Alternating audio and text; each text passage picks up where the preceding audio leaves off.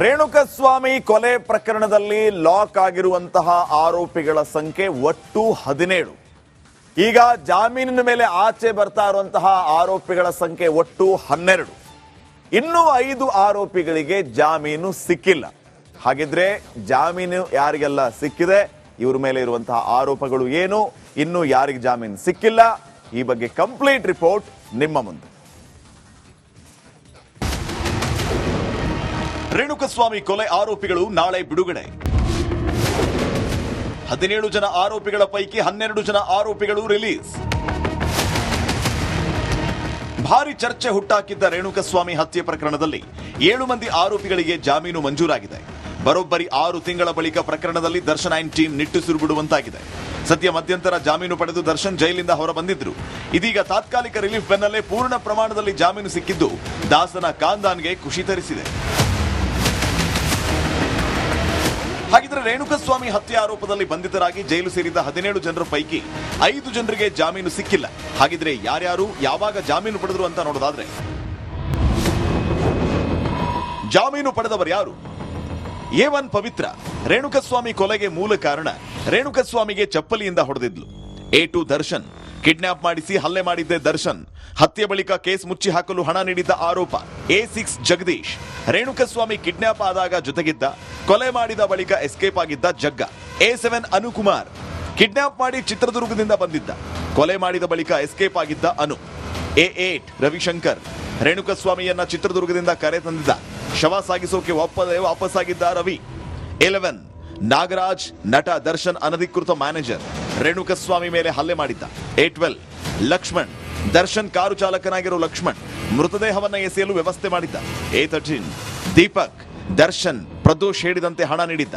Nikhil Keshavamurthy Karthik ಸರೆಂಡರ್ಗೆ ಕಾರಣನಾಗಿದ್ದ. A14 Pradosh Darshan ಜೊತೆಗೆ ಇದ್ಕೊಂಡು ಹಲ್ಲೆ ಮಾಡಿದ್ದ. ಖರ್ಚಿಗಾಗಿ 30 ಲಕ್ಷ ಹಣವನ್ನ ಪಡೆದು ತಂದಿದ್ದ. ದೀಪಕ್ ಮೂಲಕ ವ್ಯವಹಾರ ಮಾಡಿಸಿದ್ದ. ಆರೋಪಿಗಳನ್ನ ದರ್ಶನ್ಗೆ ಭೇಟಿ ಮಾಡಿಸಿದ್ದ. ಭೇಟಿ ಮಾಡಿದ ಮರುದಿನ ಸರೆಂಡರ್ ಮಾಡಿಸಿದ್ದ. A15 ಕಾರ್ತಿಕ್ ಅಲಿಯಾಸ್ ಕಪ್ಪೆ ಪಟ್ಟಣಗೆರೆಯ ಶೆಡ್ ಅಲ್ಲಿ ಕೆಲಸ ಮಾಡ್ತಾ ಇದ್ದ. ಹಣ ಪಡೆದು ಶವ ಸಾಗಿಸಿ ಶರಣಾಗಿದ್ದ. A16 ಕೇಶವಮೂರ್ತಿ ಮೃತದೇಹವನ್ನ ಸಾಗಿಸಿ ಶರಣಾಗಿದ್ದ. A17 ನಿಖಿಲ್ ಕೊಲೆ ಬಳಿಕ 5 ಲಕ್ಷ ಪಡೆದುಕೊಂಡಿದ್ದ. ಮೃತದೇಹವನ್ನ ಸಾಗಿಸಿ ಶರಣಾಗಿದ್ದ ಅಂತ ಪೊಲೀಸರು ತನಿಖೆ ವರದಿಯಲ್ಲಿ ದಾಖಲಿಸಿದ್ದಾರೆ. ಜಾಮೀನು ಸಿಗದೆ ನರಳುತ್ತಿದ್ದಾರೆ ಇನ್ನು 5. ಇನ್ನು A3 Pavan, A4 Raghavendra, A5 Nandish, A9 Dhanraj ಮತ್ತು A10 ವಿನಯ್ ಸದ್ಯಕ್ಕೆ ಜಾಮೀನು ಪಡೆಯದೆ ಜೈಲಲ್ಲೇ ಇದ್ದಾರೆ. ಒಟ್ಟಾರೆ ರೇಣುಕಸ್ವಾಮಿ ಎಂಬ ಅಮಾಯಕನ ಕೊಲೆ ಕೇಸಲ್ಲಿ ಸಿಕ್ಕಿಬಿದ್ದಿದ್ದ ಒಬ್ಬೊಬ್ಬರೇ ಆರೋಪಿಗಳು ಜಾಮೀನಿನ ಮೇಲೆ ಹೊರ ಬರ್ತಾ ಇದ್ದು, ಪ್ರಕರಣ ತನಿಖೆ ಹೇಗೆ ನಡೆಯುತ್ತೆ ಅನ್ನೋದು ಜನರಲ್ಲಿ ಕಾಡಿರುವ ಕಟ್ಟಕಡೆಯ ಪ್ರಶ್ನೆಯಾಗಿದೆ. Dhruvaraj, crime bureau, republic Kannada.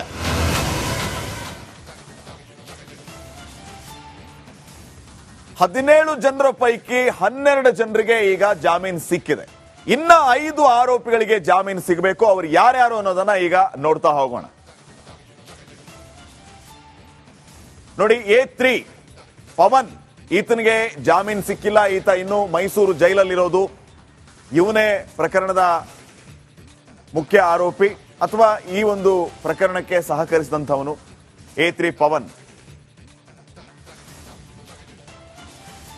ಇನ್ನು A4 ರಾಘವೇಂದ್ರ, ಈತನು ಮೈಸೂರು ಜೈಲಲ್ಲಿದ್ದಾನೆ. ಚಿತ್ರದುರ್ಗ ದರ್ಶನ್ ಅಭಿಮಾನಿ ಸಂಘದ ಅಧ್ಯಕ್ಷ ಈತ ಕಿಡ್ನಾಪ್ಗೆ ಸಹಕರಿಸಿದ ಅನ್ನುವಂತಹ ಆರೋಪ.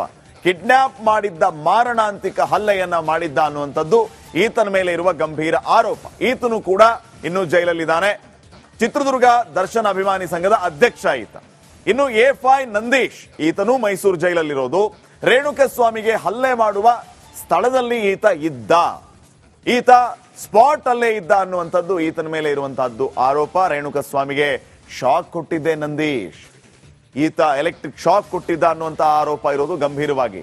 ಇನ್ನು ಧನರಾಜ್ ಪ್ರಕರಣದ A9 ಆರೋಪಿ ಧಾರವಾಡ ಜೈಲಲ್ಲಿದ್ದಾನೆ. ರೇಣುಕಸ್ವಾಮಿ ಮೇಲೆ ಈತ ಹಿಗ್ಗಾಮುಗ್ಗಾ ದಾಳಿಯನ್ನ ಮಾಡಿದ್ದ, ಹಲ್ಲೆ ಮಾಡಿದ್ದ.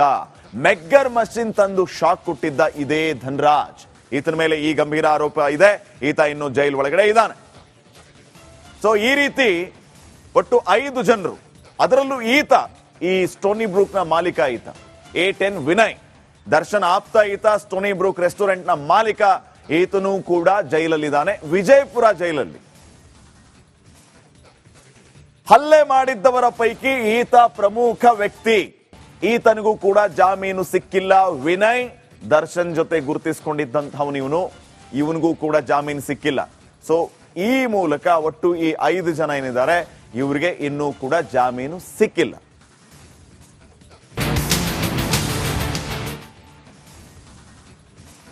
ನಟ ದರ್ಶನ್ ಜೈಲು ವಾಸ ಅನುಭವಿಸಿ ಮಧ್ಯಂತರ ಜಾಮೀನಿನ ಮೇಲೆ ಆಚೆ ಬಂದು ಶಸ್ತ್ರಚಿಕಿತ್ಸೆಯೋ ಅಥವಾ ಫಿಸಿಯೋಥೆರಪಿಯೋ ಅನ್ನುವಂತಹ ಚರ್ಚೆಗಳು ಸಾಕಷ್ಟು ಆಗ್ತಾ ಇತ್ತು. ಈಗ ನಿಯಮಿತ ಜಾಮೀನು ಅಂದ್ರೆ ರೆಗ್ಯುಲರ್ ಬೇಲ್ ಮೇಲೆ ಆಚೆ ಬಂದಿರುವಂತಹ ದರ್ಶನ್ ಬಿಗ್ ರಿಲೀಫ್ ಅನ್ನ ತೆಗೆದುಕೊಂಡಿದ್ದಾರೆ. ಈಗ ದರ್ಶನ್ ಡಿಸ್ಚಾರ್ಜ್ ಆದ ಮೇಲೆ ಮುಂದೇನು, ಬೇಲ್ ಸಿಕ್ಕಿದೆ ಮುಂದೇನು, ಹೀಗೆ ಹಲವು ಪ್ರಶ್ನೆಗಳು ಕಾಡ್ತಾ ಇದೆ. ಈ ಎಲ್ಲಾ ವಿಚಾರಗಳ ಬಗ್ಗೆ ಒಂದು ವರದಿ ಇದೆ, ನೋಡ್ಕೊಂಬರೋಣ. ನಾಳೆ ನಟ ದರ್ಶನ್ ಆಸ್ಪತ್ರೆಯಿಂದ ರಿಲೀಸ್. ಸಿನಿಮಾ ಶೂಟಿಂಗ್ ಶುರುನಾ, ಸರ್ಜರಿ ಆಗುತ್ತಾ? ಚಿತ್ರದುರ್ಗದ ರೇಣುಕಾಸ್ವಾಮಿ ಕೊಲೆ ಆರೋಪ ಪ್ರಕರಣದಲ್ಲಿ ಜೈಲು ಸೇರಿದ್ದ ನಟ ದರ್ಶನ್ ಜಾಮೀನು ಪಡೆದು ಫುಲ್ ರಿಲೀಫ್ ಆಗಿದ್ದಾರೆ. ಸದ್ಯ ಬೆನ್ನು ನೋವು ಎಂದು ಕಳೆದ 6 ವಾರದಿಂದ ಬಿಜಿಎಸ್ ಆಸ್ಪತ್ರೆಯಲ್ಲಿ ಚಿಕಿತ್ಸೆ ಪಡೆಯುತ್ತಿದ್ದಾರೆ. ಈ ಮಧ್ಯೆ ಸೋಮವಾರ ಆಪರೇಷನ್ ಮಾಡಿಸಿಕೊಳ್ಳದೆ ರಿಲೀಸ್ ಆಗ್ತಾರೆ ಎನ್ನಲಾಗ್ತಿದೆ.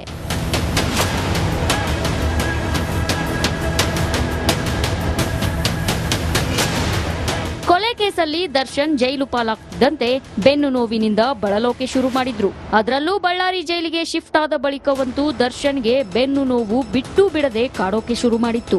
ಆಪರೇಷನ್ಗಾಗಿ ಬೆಂಗಳೂರಿನ ಬಿಜಿಎಸ್ ಆಸ್ಪತ್ರೆಗೆ ದಾಖಲಾದ್ರು. ಆದ್ರೆ ಚಾಲೆಂಜಿಂಗ್ ಸ್ಟಾರ್ಗೆ ಮಧ್ಯಂತರ ಜಾಮೀನಿನ ಅವಧಿ ಮುಗಿದ್ರು ಆಪರೇಷನ್ ಮಾತ್ರ ಆಗ್ಲಿಲ್ಲ. ಈ ಬೆನ್ನಲ್ಲೇ ದರ್ಶನ್ಗೆ ರೆಗ್ಯುಲರ್ ಬೇಲ್ ಸಿಕ್ಕಿದ್ದು ಡಿ ಬಾಸ್ ಡಿಸ್ಚಾರ್ಜ್ ಆಗ್ತಿದ್ದಾರೆ ಎಂಬ ಮಾತು ಕೇಳಿ ಬಂದಿದೆ. ಇಂದು ಅಥವಾ ನಾಳೆ ನಟನ ಮೆಡಿಕಲ್ ಟೆಸ್ಟ್ ರಿಪೋರ್ಟ್ ಬರಲಿದ್ದು ನಟ ಡಿಸ್ಚಾರ್ಜ್ ಆಗ್ತಾರಾ ಅಥವಾ ಆಸ್ಪತ್ರೆಯಲ್ಲಿದ್ದುಕೊಂಡೇ ಚಿಕಿತ್ಸೆ ಮುಂದುವರೆಸ್ತಾರಾ ಎಂಬುದು ಗೊತ್ತಾಗಲಿದೆ. ಮನೆಗೆ ತೆರಳಿದ ಬಳಿಕ ಔಷಧಿ ಮತ್ತು ಫಿಸಿಯೋಥೆರಪಿ ಮೂಲಕವೇ ಚಿಕಿತ್ಸೆ ಪಡೆಯಲು ದರ್ಶನ್ ತಿಳಿಸಿದ್ದಾರಂತೆ. ಶೂಟಿಂಗ್ ಮುಂದುವರೆಸ್ತಾರಾ ದರ್ಶನ್? ಸದ್ಯ ರೆಗ್ಯುಲರ್ ಬೇಲ್ ಪಡೆದ ಫ್ರೀ ಬರ್ಡ್ ಆಗಿರೋ ದರ್ಶನ್ ಸ್ಥಗಿತಗೊಂಡಿದ್ದ ತನ್ನೆಲ್ಲಾ ಕೆಲಸಗಳನ್ನ ಮುಂದುವರಿಸೋ ಸಾಧ್ಯತೆ ಇದೆ. ನಟ ದರ್ಶನ್ ನಂಬಿ 100 ಕೋಟಿ ಇನ್ವೆಸ್ಟ್ ಮಾಡಲಾಗಿದೆ. ಒಂದು ವೇಳೆ ಸರ್ಜರಿ ಮಾಡಿಸಿಕೊಂಡು ಆಸ್ಪತ್ರೆ ಸೇರಿದ್ರೆ ಆಗಲ್ಲ ಅಂತ ಡಿಸ್ಚಾರ್ಜ್ ಆಗ್ತಿದ್ದಾರೆ. ಡೆವಿಲ್ ಸೇರಿ 10 ಸಿನಿಮಾ ಕೈಯಲ್ಲಿವೆ. ಹೀಗಾಗಿ ದರ್ಶನ್ ತಮ್ಮ ಸಿನಿಮಾ ವೃತ್ತಿಗೆ ತೊಂದರೆ ಆಗದಂತೆ ಪ್ಲಾನ್ ಮಾಡಿದ್ದಾರಂತೆ. ಆರೋಪಿ ದರ್ಶನ್ ರೆಗ್ಯುಲರ್ ಜಾಮೀನು ಸಿಗುವವರೆಗೂ ಆಪರೇಷನ್ ಆಗುತ್ತೆ ಎಂಬ ಮಾತಿತ್ತು. ಇದೀಗ ರೆಗ್ಯುಲರ್ ಬೇಲ್ ಸಿಗುತ್ತಲೇ ಆಪರೇಷನ್ ಬೇಕಿಲ್ಲ, ಫಿಸಿಯೋಥೆರಪಿ ಸಾಕು ಎನ್ನಲಾಗ್ತಿದೆ. ಮಾತ್ರೆಯಿಂದಲೇ ಗುಣವಾಗ್ತಾರೆ ಅಂತ ದರ್ಶನ್ ಆಪ್ತ ವಲಯದಿಂದಲೇ ಮಾಹಿತಿ ಬರ್ತಿದೆ. ಈ ಮಧ್ಯೆ ಸೋಮವಾರ ಆಸ್ಪತ್ರೆಯಿಂದ ಡಿಸ್ಚಾರ್ಜ್ ಆಗ್ತಾರೆ ಎನ್ನಲಾಗ್ತಿದೆ. Bureau report, republic Kannada. ದರ್ಶನ್ಗೆ ಜಾಮೀನೇನೋ ಸಿಕ್ಕಿದೆ, ಆದ್ರೆ ಷರತ್ತುಬದ್ಧ ಜಾಮೀನು ಅನ್ನೋದನ್ನ ನಾವು ಮರೆಯೋದಿಲ್ಲ. ಏನೇನ್ ಷರತ್ತುಗಳು ಅನ್ನೋದನ್ನ ನಾವು ಒಂದ್ಸರಿ ರೀಕಾಲ್ ಮಾಡ್ಕೊಳ್ತಾ ಹೋದ್ರೆ, ಜೊತೆಗೆ ಜಾಮೀನು ಯಾವ ಆಧಾರದ ಮೇಲೆ ಸಿಕ್ಕಿದೆ ಅನ್ನೋದನ್ನೆಲ್ಲವನ್ನೂ ಕೂಡ ರೀಕಾಲ್ ಮಾಡ್ತಾ ಹೋದ್ರೆ, ದರ್ಶನ್ ಸೇರಿ ಎಲ್ಲ ಆರೋಪಿಗಳಿಗೆ 1 ಲಕ್ಷ ರೂಪಾಯಿಯ ಬಾಂಡ್, ಈ ಷರತ್ತಿನ ಮೇಲೆ ಜಾಮೀನು ಸಿಕ್ಕಿರೋದು. ಇದರ ಜೊತೆಗೆ ಒಬ್ಬ ಆರೋಪಿಗೆ 2 ಶ್ಯೂರಿಟಿಯನ್ನ ನೀಡಲೇಬೇಕು. ಒಬ್ಬೊಬ್ಬ ಆರೋಪಿಗೆ 2 ಶ್ಯೂರಿಟಿ ಕೊಡಬೇಕು. ಟ್ರಯಲ್ ಕೋರ್ಟ್ ಎಲ್ಲಾ ಡೇಟ್ ಅಲ್ಲಿ ಹಾಜರಾಗಬೇಕು. ಅಂದ್ರೆ ಟ್ರಯಲ್ ನಡೆಯುವಂತಹ ಸಂದರ್ಭದಲ್ಲಿ ಖುದ್ದು ಇವರೆಲ್ಲರೂ ಕೂಡ ಹಾಜರಾಗಲೇಬೇಕು. ಆರೋಪಿಗಳು ಸಾಕ್ಷಿಗಳ ಮೇಲೆ ಯಾವುದೇ ರೀತಿಯ ಪ್ರಭಾವವನ್ನ ಬೀರಬಾರದು. ರೆಗ್ಯುಲರ್ ಬೇಲ್ ಮೇಲೆ ಆಚೆ ಇದ್ರೂ ಕೂಡ ಸಾಕ್ಷಿಗಳ ಹತ್ರ ಹೋಗುವಂತಿಲ್ಲ, ಪ್ರಭಾವ ಬೀರುವಂತಿಲ್ಲ. ಭವಿಷ್ಯದಲ್ಲಿ ಇಂತಹ ಅಪರಾಧ ಎಸಗಬಾರದು. ಈಗ ಏನು ಈ ರೀತಿಯ ಅಪರಾಧ ಎಸಗಿದ್ದಾರೆ, ಇಂತಹ ಕೃತ್ಯಗಳು ಆಗಬಾರದು. ಅನುಮತಿ ಇಲ್ಲದೆ ಬೆಂಗಳೂರು ಬಿಡಬಾರದು. ಬೆಂಗಳೂರು ಬಿಟ್ಟು ಆಚೆ ಹೋಗ್ಬೇಕಂತಂದ್ರೂ ಪರ್ಮಿಷನ್ ತಗೊಳ್ಳೇಬೇಕು. ಸೊ ಈ ರೀತಿಯ ಷರತ್ತುಬದ್ಧ ಜಾಮೀನನ್ನ ದರ್ಶನ್ಗೆ ಈಗ ನೀಡಲಾಗಿದೆ.